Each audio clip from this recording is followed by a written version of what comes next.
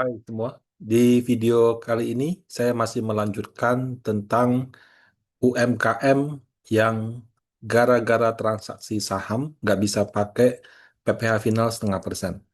Nah, kalau kemarin kan sudah dibahas dengan metode NPPN atau norma. Nah, kalau dirasa metode NPPN atau norma lebih mahal, padahal dia punya margin tidak setinggi sesuai tabel acuan norma itu, maka bisa menggunakan yang namanya pembukuan gitu ya. Nah, berbeda sama NPPN atau norma, kamu harus mengajukan dulu NPPN dan itu ada maksimalnya yaitu bulan Maret setiap tahun. Jadi kalau kamu di 2026 ini kamu ingin menyelenggarakan NPPN, kamu mesti mengajukan maksimal 31 Maret. Nah, waktu saya bikin konten ini sudah bulan Agustus. Kamu mau ajukan juga sudah nggak bisa setahu saya. Nah, kalau pembukuan ini nggak perlu pengajuan, jadi bisa langsung kamu gunakan. Nah, tata cara untuk mengisi di Cortex sebagai berikut. Jadi di bagian induk, di sini penghasilan, kalau kamu usaha, kamu centang kegiatan usaha. Nah, ini ada metode pembukuan atau pencatatan. Kalau kamu pakai norma, pencatatan. Kalau kamu pakai PPh final, pencatatan. Tapi kalau kamu pakai pembukuan, bisa pilih style sell accrual sama style sell cash. Ini pemahaman saya ya, saya nggak ahli soal pajak, juga tidak ahli soal akuntansi. Pada dasarnya, kas itu basically cash basis. Kamu jual, terima 10 juta, ya udah kamu catat penjualan 10 juta. Keluar ongkos 5 juta, ya catat 5 juta.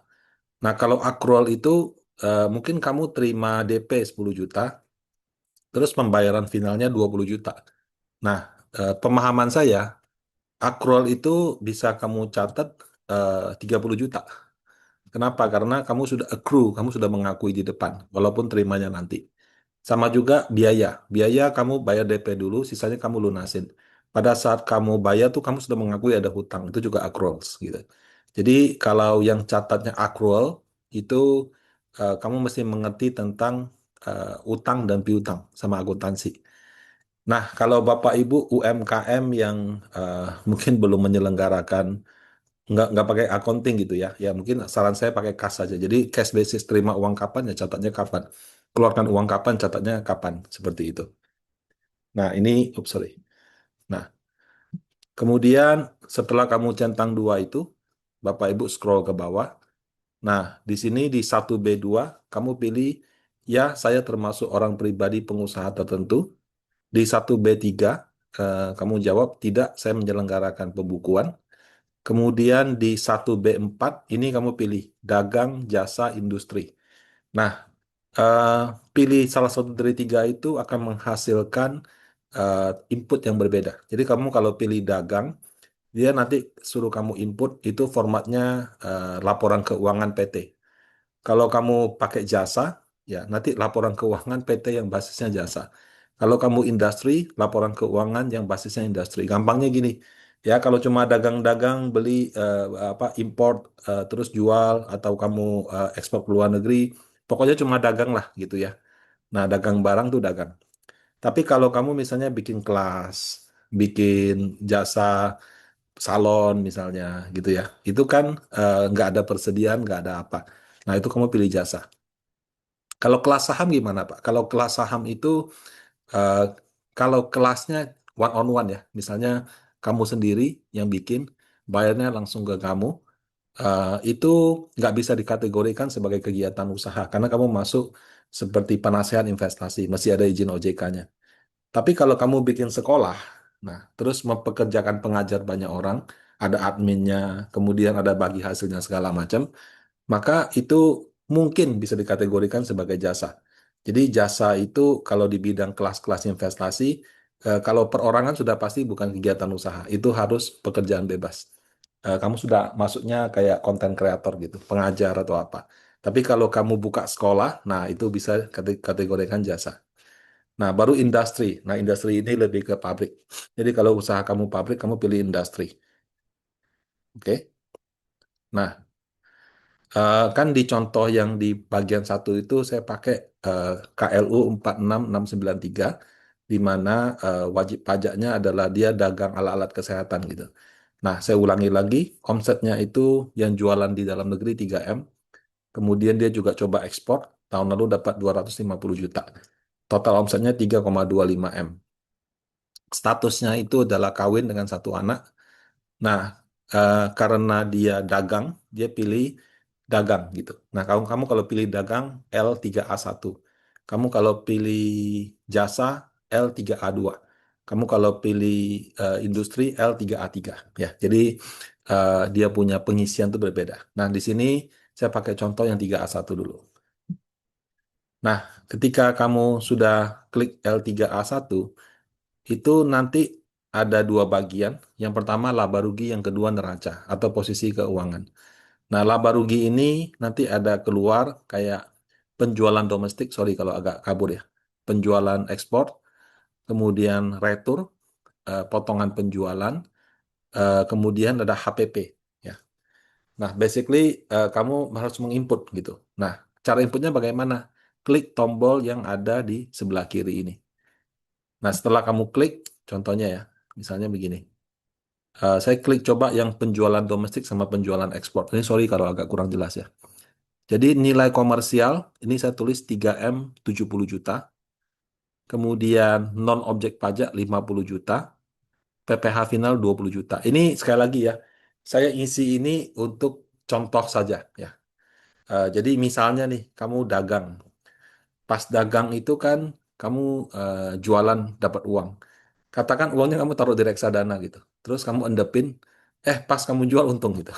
Jadi ini bukan uang investasi yang terpisah, ini kayak uang pakai uang toko, kamu pakai untuk ini, kemudian kamu investasikan. Jadi pas reksadana, misalnya dia taruh di Panin Global, untung 50 juta.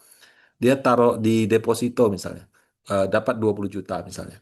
Nah, jadi omset yang 3,25, 3M lokal itu adalah eh, sebetulnya ada 3M 70 juta. Cuma eh, yang 70 juta itu hasil dari pengembangan yang nggak ada kaitannya sama kegiatan usaha gitu. Jadi di sini saya input 3M 70 juta, 50, 20, netnya 3M sehingga 3M di sini. Nah, ini kan kalau Anda perorangan ya, mungkin eh, nggak gitu paham gitu. Tapi kalau Anda perusahaan, itu kalau dibilang omset itu semua penghasilan, termasuk bunga, termasuk hasil investasi dan sebagainya. Nah, kalau pajak itu dia bagi nih. Kalau dia yang sudah kena PPh final atau bukan objek pajak, itu perlu dipisahkan. Nah, jadi ini cara pemisahkannya seperti ini, gitu ya. Tapi kalau Anda usahanya benar-benar ya udah usaha aja, uang pribadi nggak ada urusannya ya sudah isi aja 3M. Nah, kalau ekspor juga sama saya input 250 juta. Nah, di sini ada penyesuaian fiskal positif, penyesuaian fiskal negatif. Penyesuaian fiskal itu biasanya baru terjadi kalau kamu kena periksa pajak. Jadi, eh, misalnya kamu mengaku omset kamu 3M gitu. Pas diperiksa, enggak nih Pak, kok kayaknya dapatnya 4M gitu. 1M-nya itu ternyata kamu nggak ngakuin tapi ketahuan. Dari PPN-nya lah atau dari apanya ketahuan. Nah, baru kena penyesuaian fiskal. Tapi kalau selama belum diperiksa, ya sudah kamu nolkan aja. Seperti itu. Nah, jadi ini eh, untuk penjualan domestik sama ekspor. Nah, kemudian ada retur sama potongan penjualan. Ya, semua ini ada penyesuaian fiskal. Nah, retur itu gampangnya apa? Misalnya kamu jualan barang, ternyata ada yang rusak di reject. Nah, itu retur. Nah, kalau misalnya potongan penjualan itu kamu kasih diskon. Nah, di sini saya asumsikan dia returnya 25 juta, potongan penjualannya 225. Oke. Nah, kemudian setelah itu ya, jadi kita ngikutin formatnya ya. Penjualan kan ada domestik, ekspor sudah. Dikurangi retur potongan penjualan. Hasilnya disebut dengan penjualan bersih. Nah, jadi dari penjualan domestik, di sini kan dia ada nilai komersial yang tidak termasuk objek pajak yang kena PPh final, yang objek tidak pajak, eh, objek tidak final, ya. Kemudian ini ada fiskal. Fiskalnya sekali lagi kalau kamu nggak ada pemeriksaan pajak ya sudah. Nah, kemudian dapatlah nilai fiskalnya. Nah, penjualan bersihnya 3 miliar. Ya, jadi 3,25 dikurangi 250 juta yang merupakan retur sama potongan penjualan. Nah, selanjutnya di HPP. Ya, HPP itu singkatan dari harga pokok penjualan. Kalau kamu belajar akuntansi namanya COGS, Cost of Goods Sold gitu. Nah, Kalau dia COGS itu apa namanya? eh, Cara menghitung harga pokok penjualan itu Bapak Ibu nggak bisa kayak misalnya saya beli mesinnya 100 juta, saya jual 180 juta. Ya udah, berarti COGS-nya 80 juta, 100 juta, 100 juta, nggak begitu. COGS itu adalah persediaan awal ditambah pembelian dikurangi persediaan akhir. Kenapa harus begitu? Karena kalau secara dagang kan kamu itu eh, nggak mungkin, bukan nggak mungkin ya, kecil kemungkinan atau sangat-sangat kecil kemungkinan kamu jual barang itu baru kamu beli barangnya. Biasanya orang itu pasti eh, dia simpan stoknya dulu, baru dia jual. Nah, jadi ada stok awal. Kemudian kalau stoknya dia simpan, pembeliannya banyak, dia harus nambah. Berarti ada pembelian. Nah, kemudian ada stok yang nggak terjual. Nah, itu persediaan akhir. Jadi harga pokok penjualan secara akuntansi itu adalah eh, persediaan awal ditambah pembelian dikurangi persediaan akhir. Nah, di sini saya menggunakan contoh ya. Eh, Sorry. Nah, pembelian ya. Jadi, sorry, harusnya persediaan awal dulu. Nah, persediaan awal sini saya asumsi Anda punya barang itu stok awalnya 500 juta. Ya, persediaan awal itu berarti persediaan akhir dari sebelumnya yang belum belum terjual ya. Jadi kalau persediaan awal di bulan Agustus, berarti itu persediaan akhir di bulan Juli gitu. Nah, karena dia tarik ke bulan berikutnya. Kemudian ditambah dengan pembelian, misalnya, oh ini ada Agustusan nih, jadi dia tambah stoknya. Nah, kemudian setelah terjadi penjualan, ternyata stoknya masih ada sisa 100 juta. Nah, kita input 2 miliar 500 juta dan 100 juta. Nah, dapatlah 500 tambah 2, 2,5, kurang 100, 2,4. Gitu. Nah, jadi harga pokok penjualan sekali lagi ya, secara akuntansi itu kamu nggak bisa menggunakan harga beli daripada barangnya kamu. Gitu. Nah, kemudian dari rekap di atas, Bapak Ibu, eh, kalau kita lihat di bagian awal ini, ada penjualan dikurangi retur sama potongannya, dapat penjualan bersih. Penjualan bersih dikurangi sama HPP, dapatlah laba kotor. Ya, laba kotor inilah yang eh, belum menjadi perhitungan pajak, tapi jadi bagian penting. Jadi ibaratnya omsetmu 3,25 M, laba kotornya 600 juta. Laba bersihnya berapa? Nah, yang kita hitung kan ini baru eh, terkait barangnya. Kan saya ada karyawan. Kan saya misalnya waktu orang beli, saya pakai jasa pengiriman. Karena kirim alat kesehatan mesti yang agak mahal gitu. Kemudian saya promosinya tuh lewat sosial media misalnya. Saya juga bayar iklan gitu. Nah, beban-beban itu bagaimana? Boleh nggak dikurangi? Boleh. Nah, jadi di sini kita masukin beban usaha ya. Beban usaha itu dia sudah kasih formatnya. Jadi ada gaji, tunjangan, bonus, honorarium, THR, dan sebagainya. Jadi kalau dalam usaha ini kamu mempekerjakan karyawan, maka total gaji, THR, bonus yang kamu bayarkan dalam 1 tahun ini berapa? Misalnya saya tulis 300 juta yang merupakan saya bayar ke katakan 4 orang gitu. Jadi satu orang 75 juta setahun. Nah, eh, hati-hati Bapak Ibu ya. Kenapa? Karena kalau kamu bilang kamu bayar gaji ke kamu sendiri sebagai direktur kan sekarang kalau orang bisnis kan ngajarin pay yourself first gitu kan. Jadi kita jalankan bisnis satu hal. Tapi kan bisnis harus menggaji kita juga sebagai direkturnya. Ternyata 300 jutanya kamu pakai untuk menggaji diri kamu sendiri. Oke, di perusahaannya oke, tapi kalau kamu terima gaji berarti kamu harus bayar pajak penghasilan selayaknya karyawan gitu.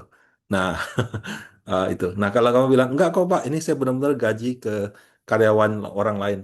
Ada bukti potong pajak nggak? Nah, ya kalau orang usaha PT kan biasanya pasti minta KTP, NPWP. Tapi kalau usaha rumahan kan itu mungkin belum gitu ngerti ya. Dan kalau misalnya kamu usahanya benar-benar usaha mikro yang karyawannya, mohon maaf, mungkin masih di bawah UMR, ya tidak apa-apa. Karena mereka juga bukan objek pajak, sehingga nggak perlu dikasih potongan pajak. Tapi kalau kamu gaji orang yang sudah proper ya, itu perlu ada hitung-hitungan potongan pajak. Nah, ini 300 juta adalah asumsi biaya yang kamu keluarkan dalam 1 tahun.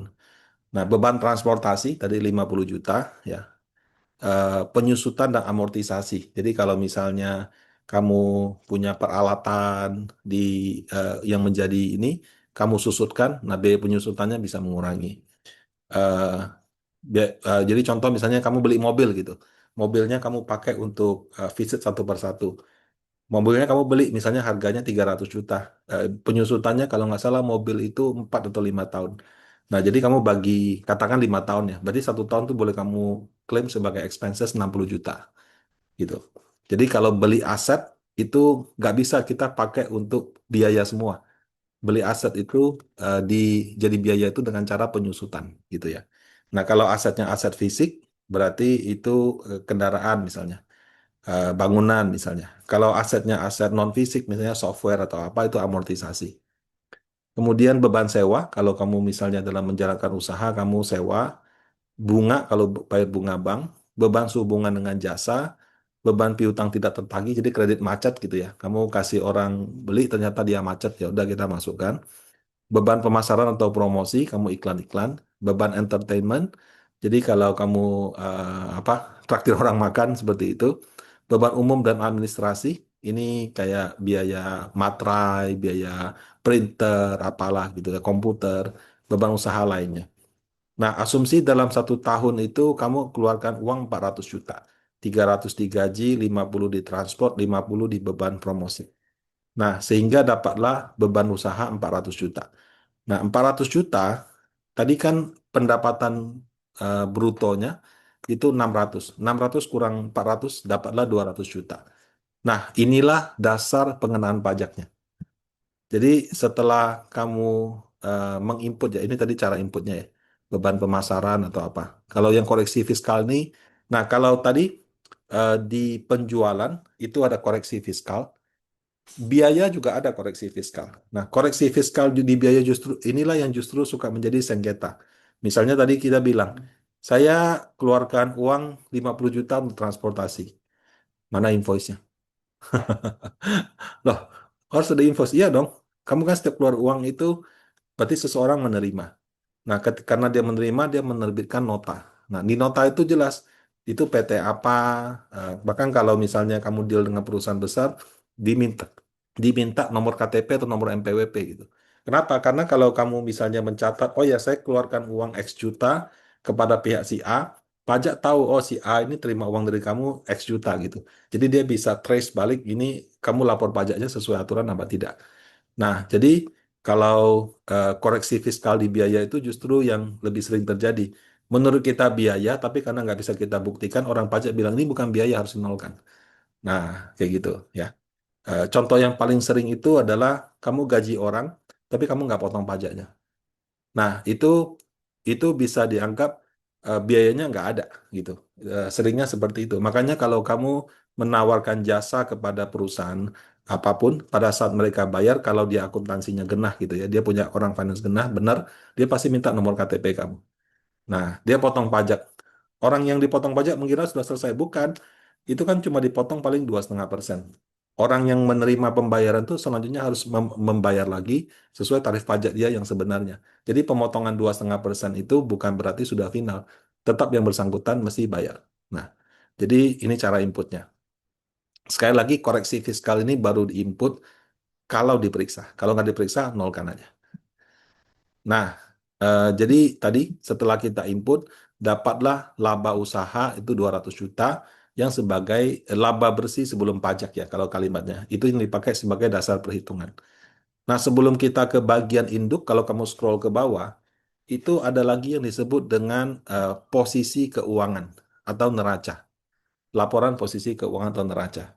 Nah, kalau yang ini basically kalau pernah belajar akuntansi, yang namanya perusahaan itu ada namanya aset. Jadi misalnya asetnya apa? Kas, eh, persediaan. Nah, kalau tadi kan kita sebut nih persediaan awalnya sekian, beli sekian, persediaan akhir sekian. Nah, persediaan akhirnya kita masih input sebagai ini. Ini posisi per akhir tahun 100 juta. Misalnya kamu sisihkan cash untuk menjalankan usaha ini 100 juta, tulis juga 100 juta. Ya. Kemudian kamu punya mobil, punya apa yang dipakai untuk usaha, kamu jumlahkan semua. Nah, itulah dapat dengan yang disebut dengan aktiva atau jumlah aset. Jadi ada yang lancar, ada yang tidak lancar. Tidak lancar itu biasanya mobil, rumah, dan sebagainya. Nah, kemudian di sebelah kanan itu ada pasifa. Pasifa itu ada hutang dan ada modal. Nah, hutang itu juga ada yang jangka pendek, ada yang jangka panjang. Hutang jangka pendek itu misalnya kamu beli sama supplier, bayarnya tempo 3 bulan. Nah, itu hutang lancar. Kalau hutang jangka panjang itu kamu hutang sama bank, terbitin obligasi gitu. Nah, kalau ekuitas itu adalah modal sendiri. Nah, kalau kamu nggak ngerti tentang akuntansi, basically gampang aja. Kalau kirinya 200, kanannya juga 200. Nah, kalau uang sendiri 200, sudah tulis 200. Kalau 200-nya ternyata uang sendiri 100, uang dari pinjaman dari adik gitu, atau pinjaman dari orang tua 100, tulis di utang 100 gitu. Nah, di bawah ini nanti ada pilihan, diaudit atau tidak diaudit. Ya, kalau misalnya usahanya masih kecil sih, pasti tidak diaudit ya. Cuma kalau setahu saya, kamu kalau punya omset di atas 50 miliar 1 tahun, itu ada kewajiban dari pajak untuk kamu punya laporan keuangan itu harus laporan keuangan audit. Jadi nggak bisa yang tidak diaudit gitu. Nah, jadi kamu isi yang tadi laba rugi, kamu isi juga dia punya neraca ya. Kalau sudah, kamu pindah ke induk. Jadi kamu klik lagi di SPT yang tulisannya induk. Nah, angka 200 juta itu nanti akan muncul di sini. 200 juta. Ya, jadi ini tidak muncul otomatis, sorry, tidak kamu input, tapi berasal dari penginputan penghasilan dan juga biaya. Nah, keluarlah angka 200 juta. Nah, kalau 200 juta itu mesti bayar pajak berapa? Itu pakai PPh pribadi. Jadi kalau kamu kan, kita kan pakai asumsi orangnya menikah 1 orang anak. Jadi eh, penghasilan netonya 200 juta. PTKP penghasilan tidak kena pajaknya adalah kalau menikah 1 anak 63 juta. 200 kurang 63 dapat 137. Nah, 137 ini dikali tarif pajak penghasilan. 60 juta pertama kena 5%, 3 juta. Jadi 137 kurang 60. Nah, sisa kan 77. Nah, 77 ini dikalikan yang tarif kedua 15%, 11 juta 550. Nah, jadi yang dia bayar 14 juta 550 ribu. Nah, ini adalah kalau kamu menggunakan pembukuan. Jadi omsetmu 3,25 M, kamu hitung-hitung, ya Pak, profitnya saya cuma 200 Pak, tipis gitu, nggak bisa gede. Oke. Jadi atas profit 200 juta itu kamu bayar pajak 14 juta 550 ribu. Nah, kalau kita compare nih, kita compare ya, dari yang eh, bagian satu dan bagian dua ini, kalau kamu punya omset 3,25 M, kamu pakai PPh final 0,5%, itu pajaknya 13 juta 750. Di mana 500 juta pertama nggak kena pajak, selebihnya kena 0,5%. Nah, kalau kamu menggunakan norma, ya, norma itu gampangnya apa namanya? Dia menggunakan asumsi kamu punya eh, bidang usaha itu profitnya 25%. Kalau kamu tinggal di 10 kota besar, kalau kamu tinggalnya di luar 10 kota besar itu 20%. Nah, di sini asumsinya dia beroperasi di Jakarta, jadi kena 25%. Nah, 3,25 M kalau dianggap untungnya 25%, itu dikalikan tarif pajak dengan cara yang sama kayak tadi, itu 168.850.000. Siapa yang mau bayar? Nah, tapi kalau misalnya kamu menggunakan pembukuan, nah, kamu bayar pajaknya 14.550 sama final cuma beda nggak ada 1 juta gitu. Nah, jadi kalau misalnya kamu punya usaha itu adalah marginnya nggak besar, dan karena satu dan lain hal kamu nggak bisa pakai lagi PPh final 0,5%. Contoh misalnya gara-gara ada transaksi saham yang besar, terus waktu diperiksa sama petugas pajak, eh, mereka berkeras bilang, oh ini nggak bisa pakai 0,5%, pilihannya normal atau pembukuan. Nah, kalau dalam kondisi seperti itu, kalau marginnya tidak besar, saran saya pakai pembukuan. Eh, nah, tapi apakah wajib Pak harus pakai pembukuan, nggak bisa pakai 0,5%? Itu yang masih abu-abu. Itu yang dari kemarin saya bahas juga, banyak orang yang bertanya. Intinya menurut saya, eh, apakah omset transaksi saham menjadikan seseorang nggak bisa pakai PPh final? Menurut saya jawabannya abu-abu sampai sekarang. Karena pajak itu mendefinisikan usaha itu adalah yang ada aktifnya, aktif melakukan transaksi gitu. Nah, Kan nggak bisa dibedakan kamu aktif transaksi saham sama enggak gitu. Kalau misalnya nilainya besar kan bisa jadi dianggapnya aktif padahal belum tentu gitu kan. Nah, jadi eh, sampai sekarang itu masih abu-abu. Eh, Banyak pengamat yang bilang tidak, tapi penjelasan daripada kantor pajak langsungnya menyatakan bisa aja eh, mempengaruhi penetapan itu. Nah, jadi kalau seandainya Bapak Ibu eh, sudah terdesak gitu ya, ya saran saya daripada pakai norma, kamu pakai pembukuan.